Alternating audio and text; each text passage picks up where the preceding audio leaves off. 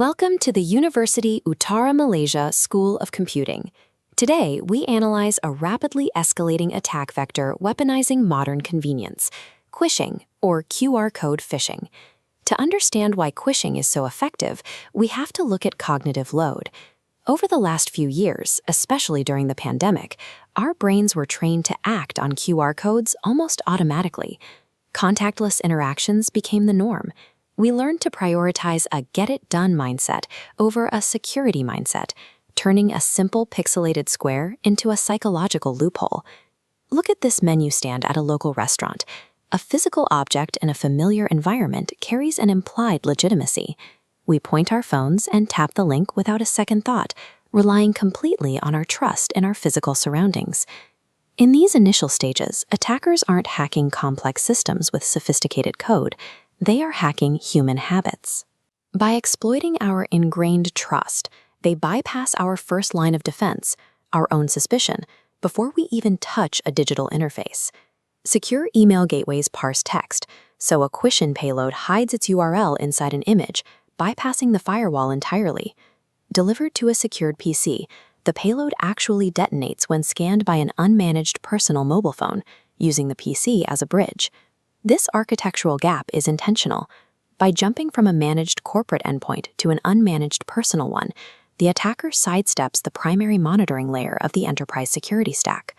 The vast majority of these attacks, roughly 90%, are designed for credential harvesting.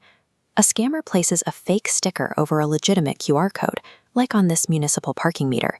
You scan it, your browser opens a fake payment portal, you enter your credit card details, and those details go directly to a criminal server. This tactic scales directly to the enterprise. Scammers frequently impersonate major technology brands to create a sense of urgency.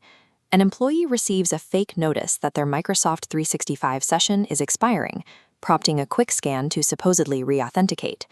Let's map out the architecture of that attack.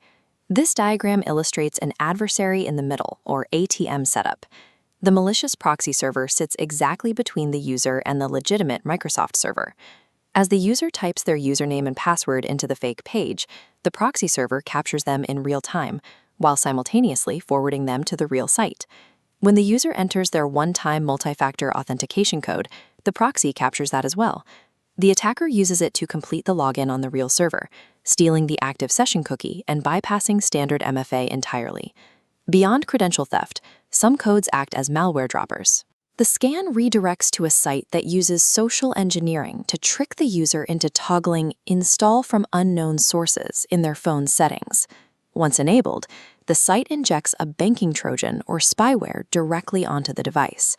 These attacks are devastating precisely because they seamlessly mirror legitimate authentication and installation workflows.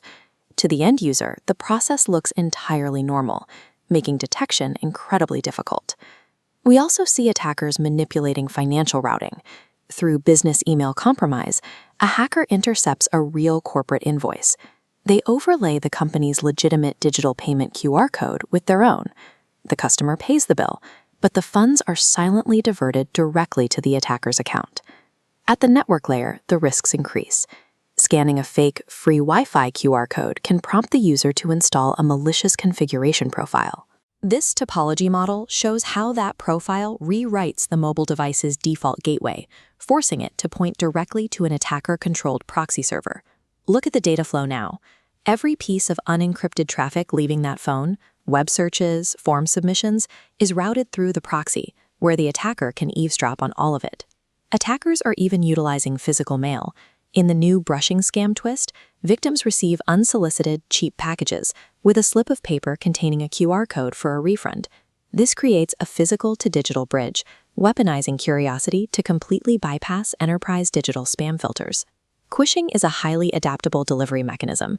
Depending on the attacker's goal, a single scan can escalate from simple credential theft to total network and device compromise.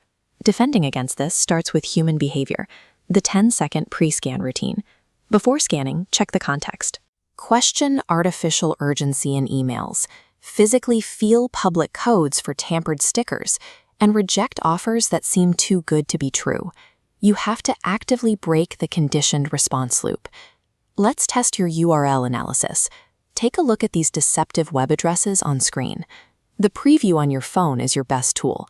Pause the video and identify the actual root domain in each. Remember, the padlock icon next to HTTPS does not mean a site is safe. It only means your connection to that specific server is encrypted.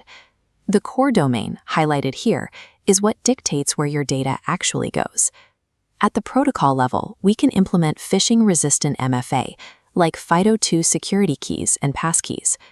This diagram illustrates how public key cryptography creates a binding directly between your hardware device and the legitimate origin domain. Because this binding is unique to the origin, the device will not authenticate against a malicious proxy server. For enterprise network architects, the solution requires upgrading secure email gateways. By implementing machine learning and computer vision modules, the gateway can decode, analyze, and sandbox these image arrays, blocking the payload before it ever reaches an inbox. Closing this lecture, we see that technical security depends on mitigating the blind trust inherent in these workflows. As future computer scientists, your challenge is to architect systems that blend behavioral verification with rigorous cryptographic and machine learning defenses.